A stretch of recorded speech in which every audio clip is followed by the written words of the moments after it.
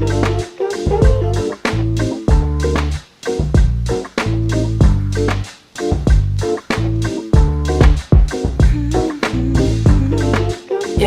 yeah, yeah, yeah, yeah, yeah, I run my fingers through her hair as she smiles and says that she loves me. Isn't it lovely when the one you lusting is the one you're loving? It appears to me, and maybe this goes back to World War II, that Black folk are so delicious to everyone. You know, everyone's courting us during an election cycle, except for the Democrats, in a way that they should. It's like really silly. Don't take us for granted, which is what I hear a lot too.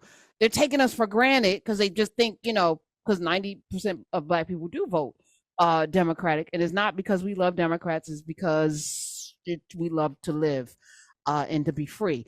That said, you know, they have identified this as a weakness, just as Hitler's Germany identified it as a weakness, and as Russia identified it as a weakness during the Harlem Renaissance. As you know, China is in Africa right now. They identify the weakness.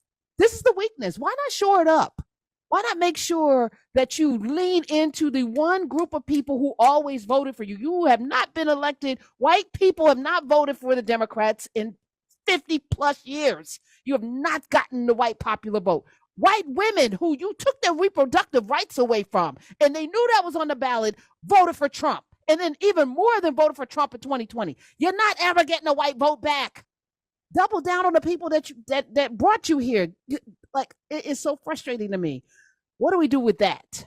So here's one thing I want to talk about okay, so this perception that Democrats have or only care about Black voters on election day. Okay, well, what feeds that? Lack of progress on certain issues. Certainly police reform would fall into that. Voting rights. Voting rights, right? Yeah. Who's stopping that progress? The Republican Party. So it's a matter of, you know, in this institutional system, if we only didn't have the last two of our senators, one coming from a state that voted for Trump by 70%, the other one being batshit crazy, right?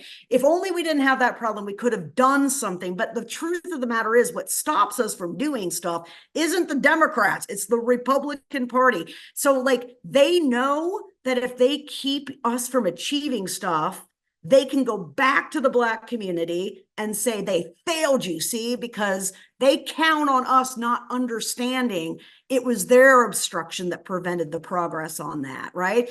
And they're doing the same thing with Kamala Harris, okay? They know that as the VP, she will be the presumptive front runner in a Democratic nomination if we still have democracy in 2028. And so what have they done? They've created a narrative that she doesn't know what she's doing, and she certainly wouldn't be qualified to be president on day one. The woman is an ex-senator and the AG of California. Mike Pence was a governor and a House member. No quality difference, except for she's Black and female. And yet we pick up their narratives and we start to reinforce them. And they know that about us.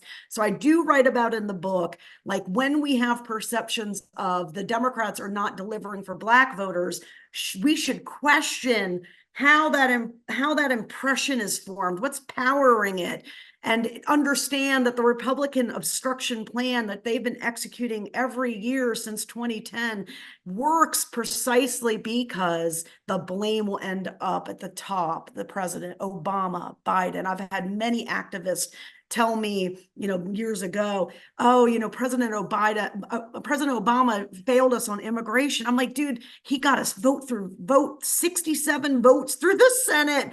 And then the Republican Party controlled the House, and you can't do anything about that. There's nothing Biden can do right now to change the fact that in the House of Representatives, the majority party has total and complete agenda setting power. So if immigration reform goes there and they don't want it to pass, which it would pass on bipartisan basis, it's dead. And then they benefit not only because they're disrupting all these good policies that would benefit people, especially the communities of color that they despise, and you know they despise them because they put people like Herschel Walker on the ballot to represent them, right?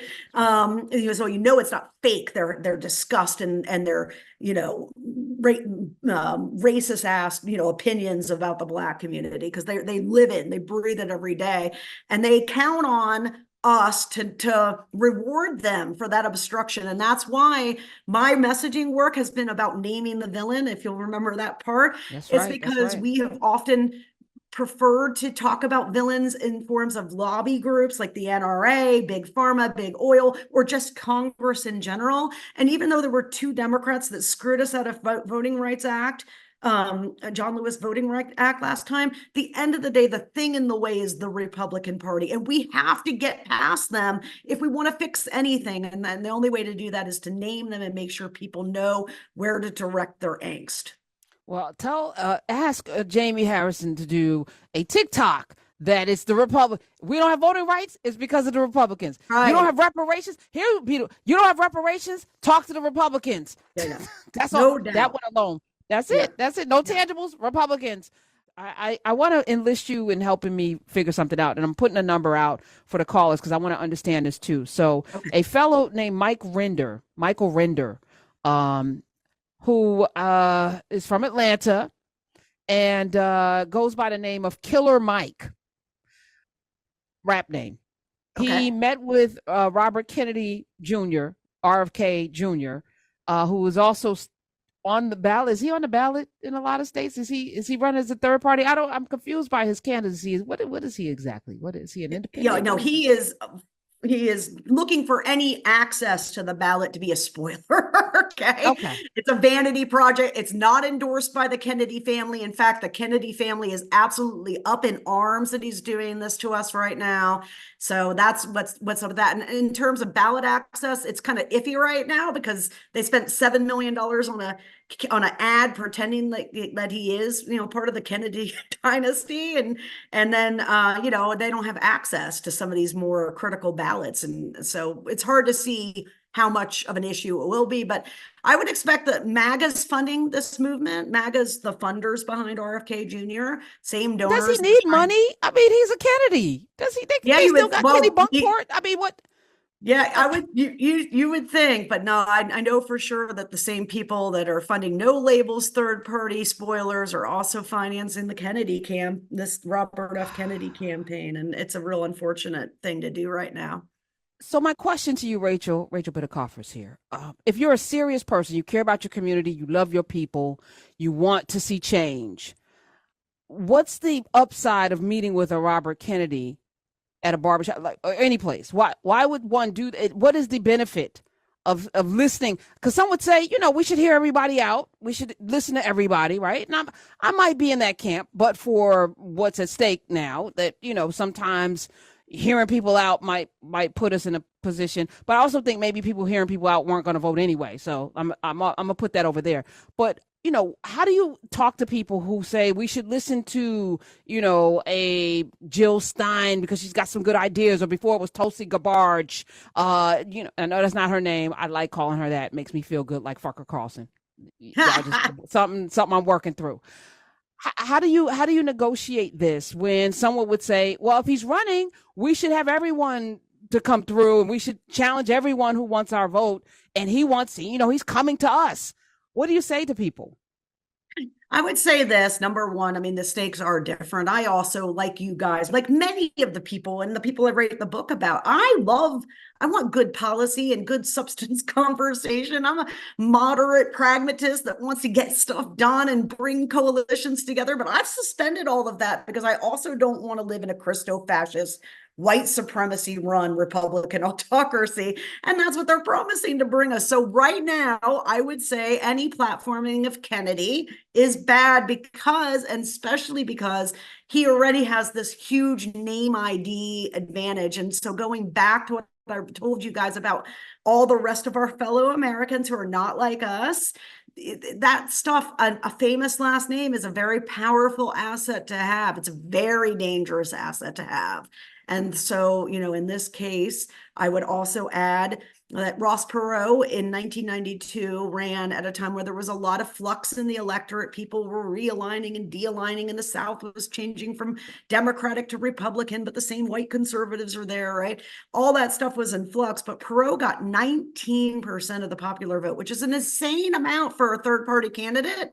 Still could not win any 0 electoral college votes. Okay. So although I get the idea of like, oh, the two parties suck and I want to, at the end of the day, he also cannot win in an electoral college system. The electoral college system means we can't win, right? So you can't win a third party count. If you change that and you have a different institutional structure, then we can introduce more party competition. But right now, what we're doing is shooting democracy in its foot when we help these third party candidates reach more people.